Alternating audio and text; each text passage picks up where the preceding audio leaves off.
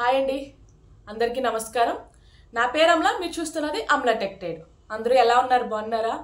పిల్లలు చదివిస్తున్నారా? మీరు చెప్పే కాన్సెప్ట్ వాళ్ళకి అర్థమవుతుందా? మీరు ఎంతగా పిల్లలతో ఇంట్రెస్ట్ పెడితే వాళ్ళు అంతగా గ్రోత్ అవుతారు. ఫస్ట్ అది మైండ్లో పెట్టుకోండి. స్కూల్స్ మీద అదేవిధంగా ట్యూషన్స్ మీద డిపెండ్ అవ్వద్దు. ఎందుకంటే మనం ఎంత కష్టపడినా ఏం చేసినా వాళ్ళ భవిష్యత్తు కోసమే. సో వాళ్ళ మీద డిపెండ్ అవ్వడం వల్ల అక్కడ చెప్తారు కాదని నేను అనట్లే, కానీ వీళ్ళ వరకు ఎంతవరకు రీచ్ అయ్యిందో ఏదైనా సరే టీచర్తో ఫేస్ చేయలేదు అంటే ఏదైనా ఈ డౌట్స్ ఉన్నాయి ఏదైనా సరే అంత ఫ్రెండ్లీగా టీచర్స్తో మూవ్ అవ్వలేరు. సో అందుకనే యాజ్ ఎ పేరెంట్స్గా మీరు ప్రతిరోజు స్కూల్ నుంచి వచ్చినా సరే ట్యూషన్ నుంచి వచ్చినా సరే అర్థమైందా లేదా, కాన్సెప్ట్ తెలుస్తుందా లేదా, స్కూల్ ఎలా ఉంది, ట్యూషన్ ఎలా ఉంది అని యాజ్ ఎ పేరెంట్స్గా మీ మీద రెస్పాన్సిబిలిటీ ఉంది. కాబట్టి దయచేసి పిల్లల్ని అడగండి. రోజు ఫ్రెండ్లీగా వాళ్ళతో మూవ్ అవుతే వాళ్ళు ఇదే కాదు ఏదైనా సరే ప్రాబ్లం వచ్చినా సరే మీతో ఈజీగా ఫేస్ చేస్తారు. ఓకేనా? మనం ప్రీవియస్ వీడియోలో ఎల్కేజీ క్లాసెస్, యూకేజీ క్లాసెస్, అదేవిధంగా ఒలింపియాడ్ క్లాసెస్ కంప్లీట్ చేయడం అయితే జరిగింది. ఓకేనా? ఈ రోజు నుండి నేను నవోదయ క్లాసెస్ అయితే స్టార్ట్ చేయడం అయితే జరిగింది. ఇది ఓన్లీ 5th క్లాస్ చదివే వాళ్ళకి, ఇది 6th క్లాస్కి వెళ్ళడానికి అడ్మిషన్ అనమాట.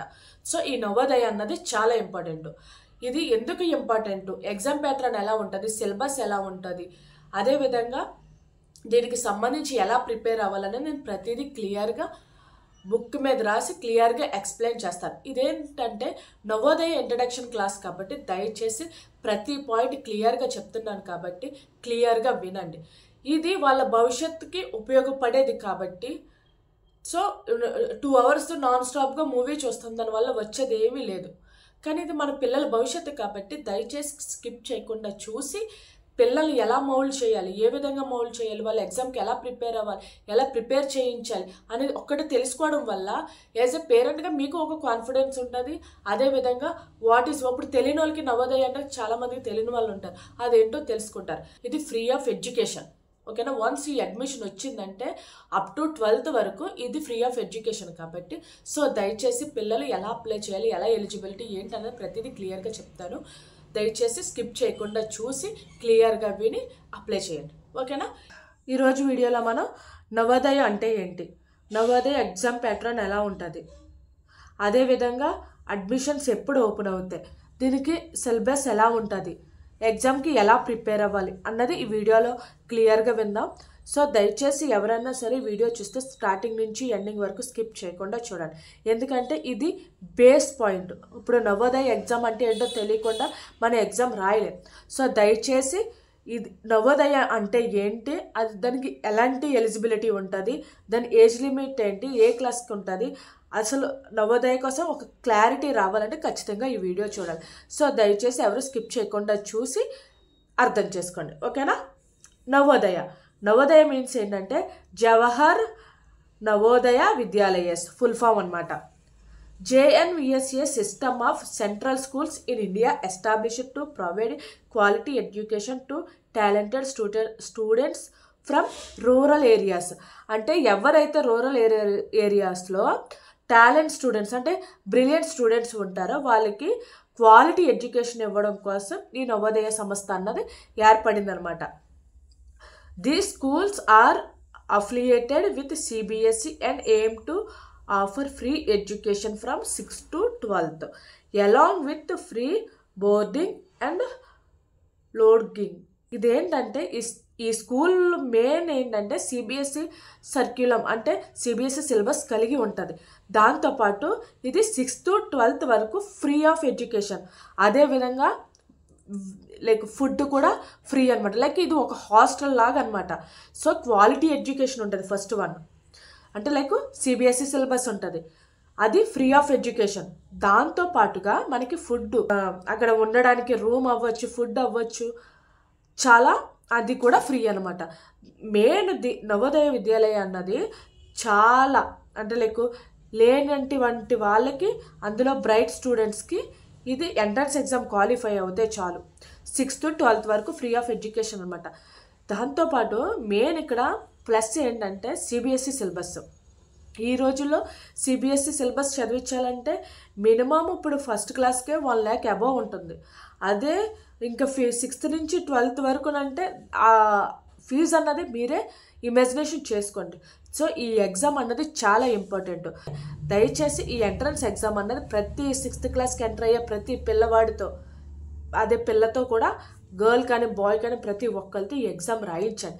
రాయించడం వల్ల ఏంటంటే వాళ్ళకి ఆ ఎగ్జామ్ ప్యాటర్న్ ఎలా ఉందో, అదేవిధంగా ఒకవేళ ఇన్కేస్ మీ లక్ కోల్ది మ్యాక్సిమం ఇది రావాలంటే నిజంగా మనం ఎంత కష్టపడుతున్నామో దాంతోపాటు లక్ అన్నది కూడా చాలా ఇంపార్టెంట్.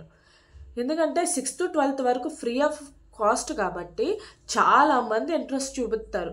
దాంతోపాటు సిబిఎస్ఈ సిలబస్ కాబట్టి. సో యాజ్ ఏ పేరెంట్స్గా నేను చెప్తున్నా, ప్రతి ఒక్కరు ఈ ఎగ్జామ్ అయితే ఖచ్చితంగా అటెంప్ట్ చేయించండి. మీరు జాయిన్ చేసిన సీట్ వచ్చినా రాకపోయినా సెకండరీ ఫస్ట్ అయితే ఎగ్జామ్ అన్నది అటెంప్ట్ చేయించండి. అటెంప్ట్స్ మీన్స్ ఏంటంటే ఎగ్జామ్ వెళ్ళి రాసే విధంగా కాదు, ప్రిపేర్ చేయించండి. ఏదన్నా సరే మనం మొక్క వేయగానే ఎదగమంటే ఎదగదు కదా, దానికి కొంచెం టైం పట్టుద్ది. దానికి కొంచెం వాటర్ వేస్తేనే కానీ అది గ్రోత్ అన్నది ఉండదు. సో అట్లాగే మనం ఏదైనా చదివితేనే కానీ మనకి రిజల్ట్ అన్నది రాదు. సో దయచేసి ప్రతి ఒక్కరు ఈ ఎగ్జామ్ అన్నది చాలా ఇంపార్టెంట్ అని మైండ్లో పెట్టుకోండి. వన్ మోర్ ఏంటంటే ఇక్కడ ఫుడ్ కూడా చాలా ఏ క్లాస్గా ఉంటుంది. ప్రతిదీ టైం టేబుల్ ప్రకారం ఉండిద్ది, కానీ ఇక్కడ ప్రతిదీ పోషకాహారాలు ఇస్తారు. సో ఇది చాలా ఇంపార్టెంట్. ఓకేనా. దీంతో పాటు చదువుతో పాటు అదర్ యాక్టివిటీస్ కూడా ఉంటాయి. లైక్ గేమ్స్, స్పోర్ట్స్ కానీ, క్రికెట్ కానీ, అదేవిధంగా ఏమన్నా సరే ఇండోర్ గేమ్స్ కానీ, అవుట్డోర్ గేమ్స్ కానీ, చాలా గేమ్స్ అయితే వీళ్ళు ఎంకరేజ్ చేస్తారనమాట. ప్రతి ఒక్కరు ఇది మైండ్లో పెట్టుకొని ఈ ఎగ్జామ్ అన్నది ఫోకస్ చేయండి. Navodaya admission process. అసలు నవోదయ అడ్మిషన్కి ప్రాసెస్ ఎలా ఉంటుందంటే, eligibility. Students studying in class 5th in recognised schools are eligible. అంటే ఏంటంటే ఇది 5th క్లాస్ చదువుతూ 6thకి ఎంటర్ అయ్యే వాళ్ళకి ఈ ఎగ్జామ్ అన్నది కండక్ట్ చేస్తారన్నమాట. అర్థమైందా మీకు? అంటే లైక్ ఇప్పుడు 100%లో 60% గవర్నమెంట్ స్కూల్లో చదివిన వాళ్ళకే మ్యాక్సిమం ఎక్కువ ప్రిఫరెన్స్ ఉంటుంది. ఎందుకంటే ఇది అంటే లైక్ లేని వాళ్ళ కోసం, లేదంటే రూరల్ ఏరియా ఉన్న వాళ్ళ కోసమే కాబట్టి మ్యాక్సిమం 60% గవర్నమెంట్ స్కూల్లో చదివిన వాళ్ళకే ఉంటుంది.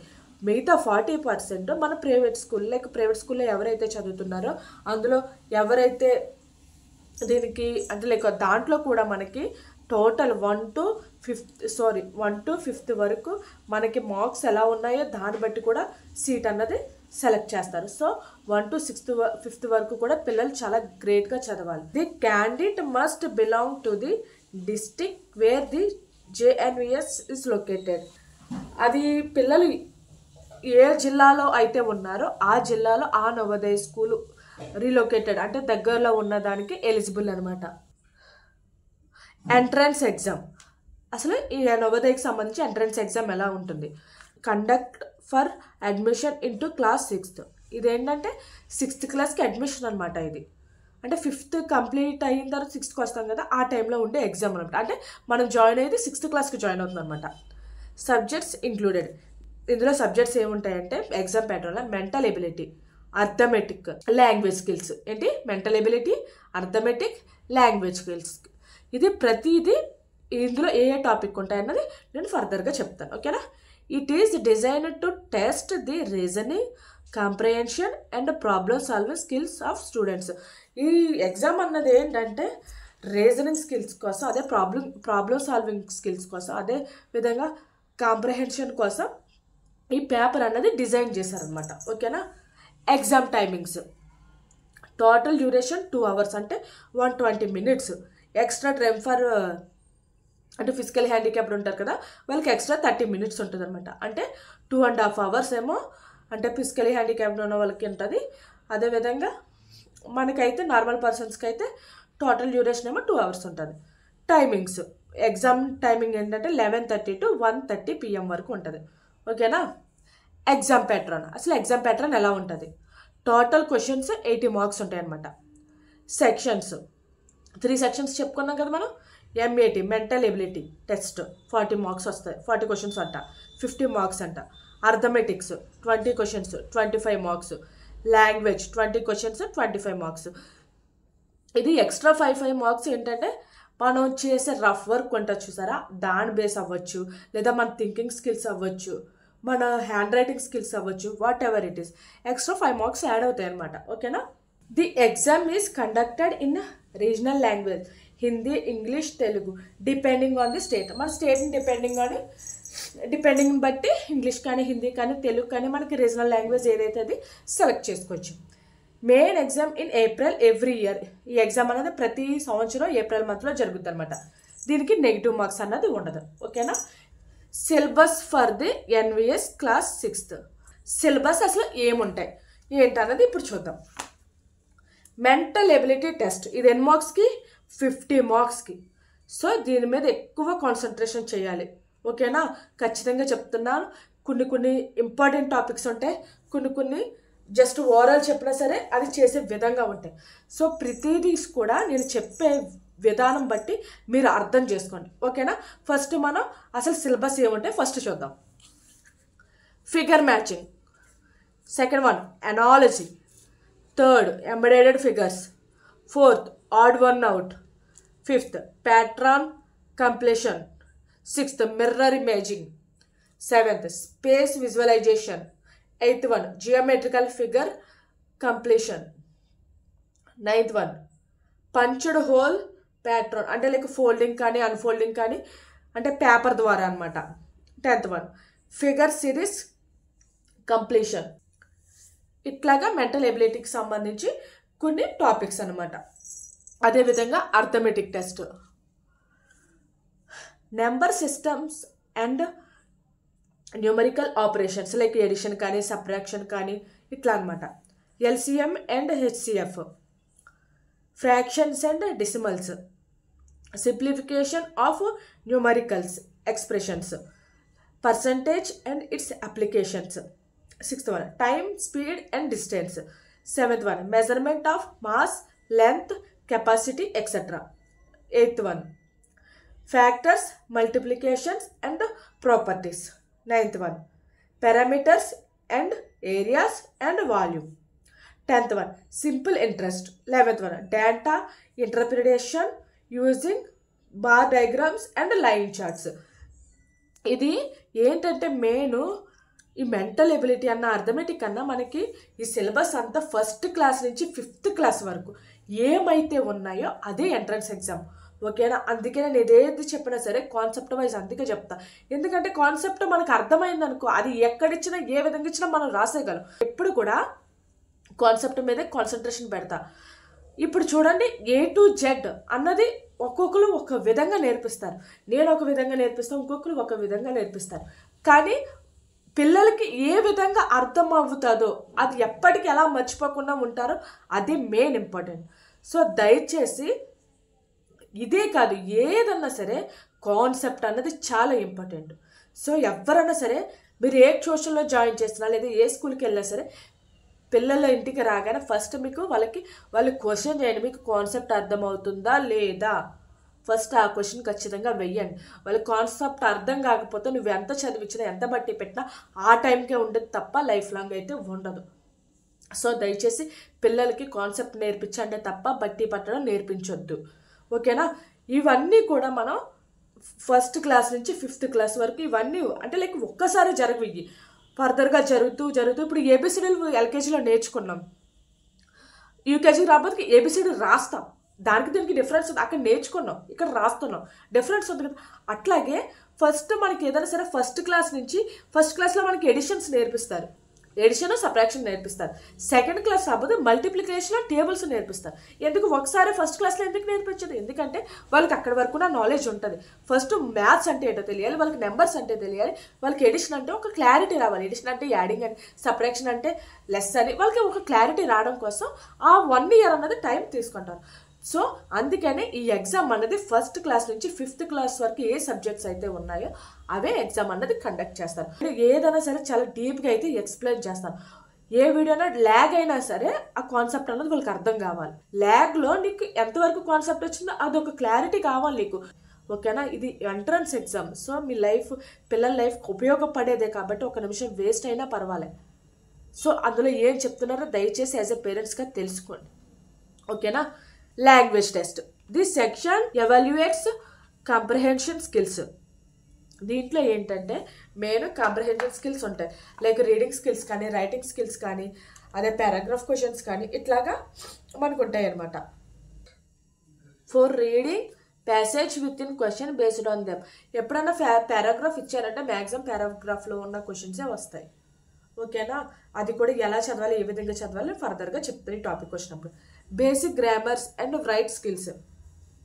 బేసిక్ గ్రామర్స్ మీన్స్ ఏంటంటే noun, pronoun, adjective, verb, articles వీటి కోసం అన్నమాట. ఇది మాత్రం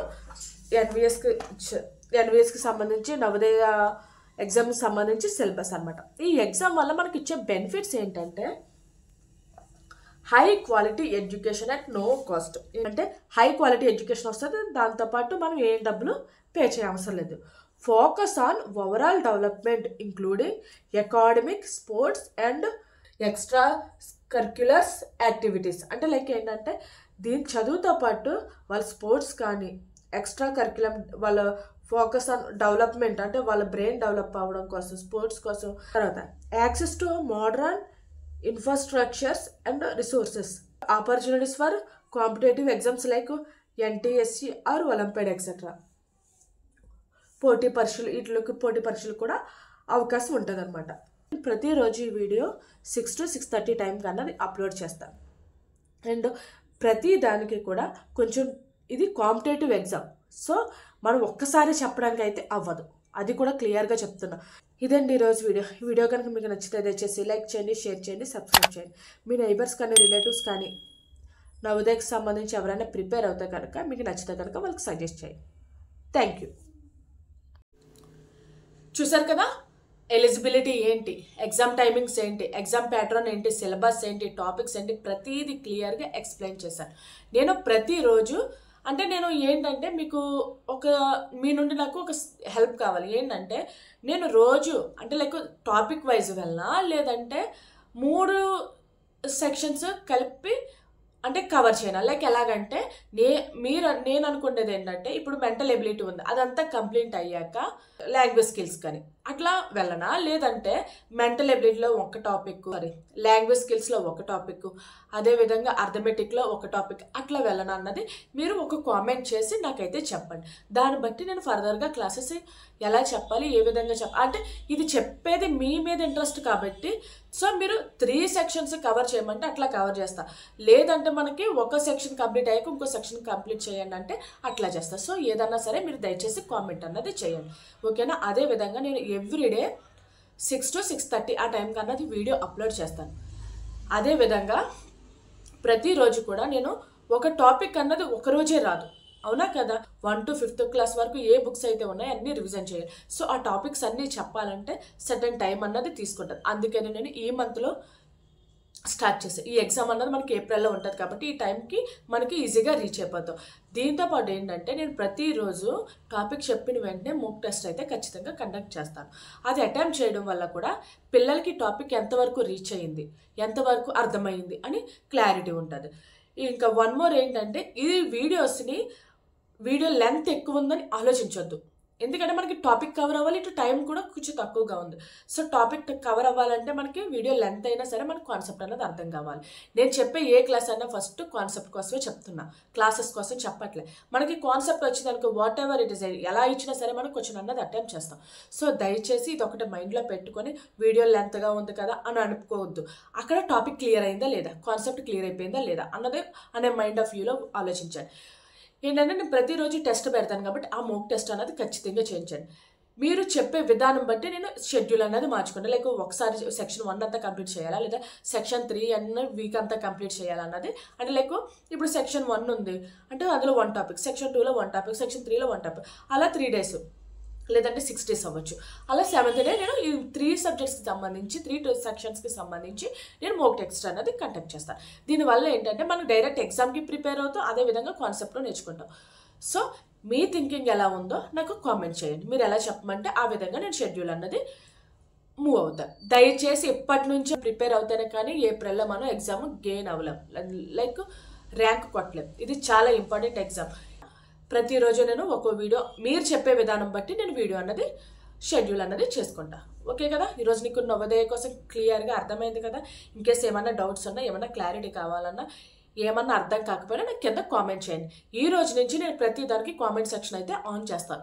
ఎందుకంటే ప్రీవియస్ వీడియోలో మనకి కామెంట్ సెక్షన్ ఆన్ లేదు.